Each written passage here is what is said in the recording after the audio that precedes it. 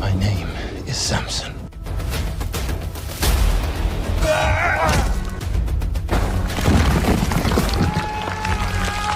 सैमसन एक इजरायली जिसे खुदा ने एक बड़े मकसद के लिए चुना था। एक ऐसा इंसान जो तने तनहा हजारों इंसानों को कत्ल कर देने की सलाहियत का मालिक था। उसके पास इतनी ताकत कहां से आई? उसकी ताकत का राज क्या था? लेकिन एक औरत की मोहब्बत ने उसे कैसे तबाह कर दिया? आज हम इस वीडियो में बनी इसराइल के सबसे ताकतवर तरीन शख्स सैमसन के मुताल्लिक जानेंगे।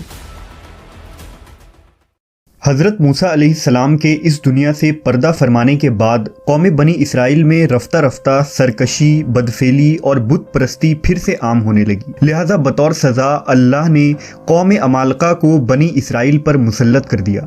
इस कौम ने बनी इसराइल पर हमला करके उनके शहर और इलाके छीन लिए, उनके लोगों को गिरफ्तार कर लिया और तरह तरह के जुल्म ढाने लगे। ऐसे हालत में कौम बनी इसराइल में एक लड़का पैदा हुआ जिसका नाम सैमसन रखा गया। सैमसन कबीला दानियाल की नस्ल से था, जो बनी इसराइल के 12 कबीलों में से एक था। रिवायतों के मुताबिक सैमसन की पैदाइश से कबल उसकी मां ने खुदा से ये दुआ मांगी थी कि अगर उसके घर में लड़का पैदा हुआ तो वो उसे शराब और दीगर बुराइयों से दूर रखेगी। इसके अलावा ज़िंदगी में कभी उसके बाल ना कटवाएगी। लिहाजा सैमसन की पैदाइश के बाद कभी उसके बाल ना कटवाए गए। सैमसन आहिस्ता आहिस्ता जब बड़ा हुआ तो दूसरे लड़कों की निस्बत जिस्मानी तौर पर बहुत ज़्यादा ताकतवर था। इतना ताकतवर कि एक मर्तबा जंगल से गुजरते हुए सैमसन का सामना एक शेर से हो गया। सैमसन ने उस शेर को बकरी के बच्चे की तरह चीर डाला। इस वाक़े से खुदा सैमसन को यकीन दिलवाना चाहता था कि वो किसी बड़े मकसद के लिए चुना गया है। सैमसन जान गया था कि उसकी गैर मामूली ताकत खुदा की तरफ से है। जब सैमसन जवान हुआ तो उसे ख्वाहिश हुई कि वो कौम अमालका के शहर को देखे। लिहाजा उसने अपनी बस्ती को छोड़कर कौम अमालका के शहर देखने रवाना हुआ। वहाँ सैमसन की मुलाकात तीमना नामी एक लड़की से हुई। ये दोनों आपस में मोहब्बत करने लगे। अपने ख़ानदानी झगड़ों के बावजूद इन दोनों ने एक होने का फ़ैसला किया। लेकिन इस शादी के दौरान सैमसन अपनी शादी में आए मेहमानों यानी कौम अमालका के चंद लोगों से एक शर्त हार बैठा। अब यह तय हुआ कि जब तक सैमसन शर्त में हारी गई रकम यानी 30 कपड़े के थान न लौटा देगा, उसकी बीवी तीमना कौम अमालका के पास ही रहेगी।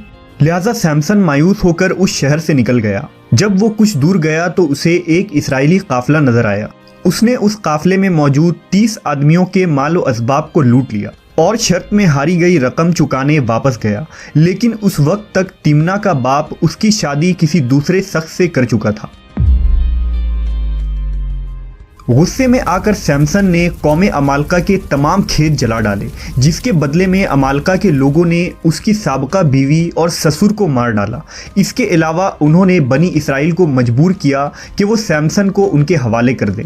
बनी इसराइल ने अपनी जान बचाने के खातिर सैमसन को कौम अमालका के हवाले कर दिया। लेकिन जब कौम अमालका ने सैमसन को पकड़ा तो सैमसन ने अमालका के काबू में आने के बजाय महज एक गधे की हड्डी की मदद से उनके 1000 सिपाही मार डाले।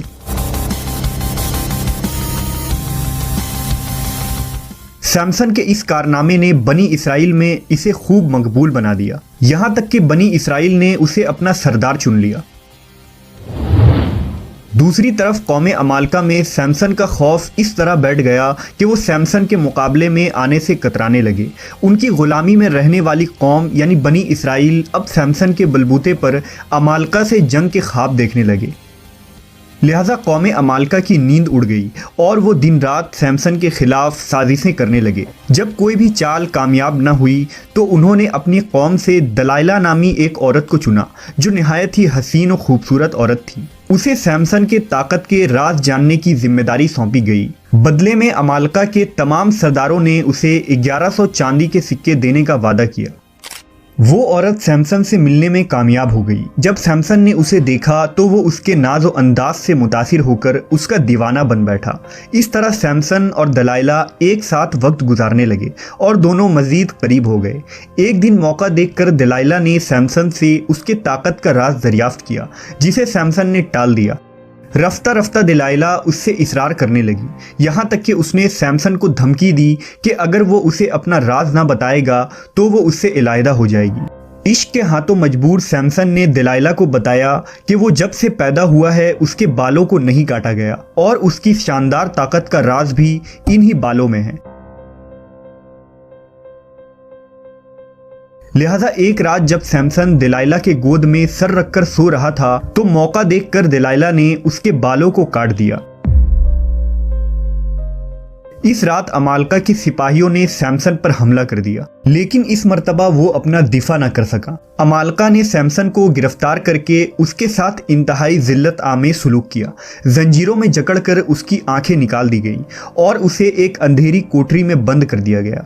इस काम के बदले में दलाइला को खूब माल और दौलत से नवाजा गया।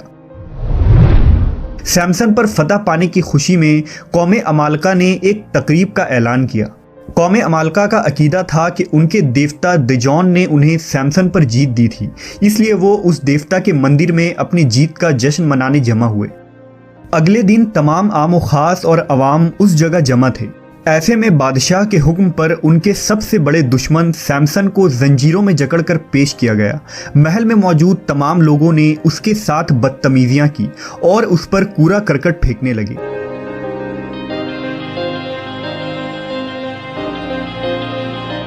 कौम अमालका फतह के नशे में चूर और अय्याशियों में मसरूफ थे। दूसरी तरफ सैमसन ने अपने गुनाहों से तौबा की। वो अल्लाह से दोबारा ताकत मिल जाने की दुआ मांग रहा था, लिहाजा अल्लाह ने उसकी सच्ची तौबा को कबूल किया और अचानक सैमसन की ताकत लौट आई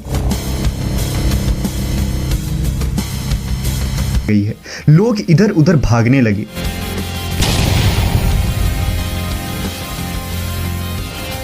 थोड़ी ही देर में महल ज़मींदोज़ हो चुका था।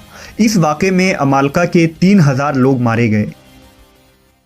सैमसन और दलाइला का ये तारीख़ी वाक़या अहदनामा कदीम के किताबुल क़ज़ा यानी द बुक ऑफ जजेस में तफसील से मौजूद है, जबकि इस्लामी मुवर्रिखीन मसलन कमालुद्दीन दमीरी ने अपनी किताब हयातुल हैवान और अहमद इब्न याकूब ने तारीख़ वदीह में ज़िक्र किया है। सैमसन अहले किताब के लिए एक अजीम अल्हाम और एहतराम की कहानी है। वो एक ख़ास खिदमत को अंजाम देने के लिए पाक ठहराया गया था। खुदा ने सैमसन को बेहिसाब ताकत दी थी, लेकिन साथ ही उसे खुदा की इताअत भी करने का हुक्म मिला था। लेकिन सैमसन औरतों की फितनों में पड़ गया, लिहाजा खुदा ने उस पर से अपनी बरकतें हटा दी। शैतान भी हमारी कमज़ोरी को जानता है और वो सबसे पहले उन्हीं कमज़ोरियों पर हमला करता है। अगर हमारी ज़िंदगी में भी ऐसी कोई कमज़ोरी है जो हमें खुदा से दूर कर रही है तो हमें इससे तौबा करनी चाहिए और अल्लाह से अपना ताल्लुक़ मजबूत करना चाहिए। ये कमज़ोरी किसी भी शक्ल में हो सकती है, जिनमें पैसा, औरत, मोबाइल, टेलीविज़न, नशा, घमंड या लालच और इस तरह की बहुत सी चीज़ें शामिल हैं। सैमसन की ज़िंदगी हमारे लिए एक सबक है कि हम अपनी कमज़ोरियों के ग़ुलाम न बने और शैतान को अपनी ज़िंदगी में मौका न दें।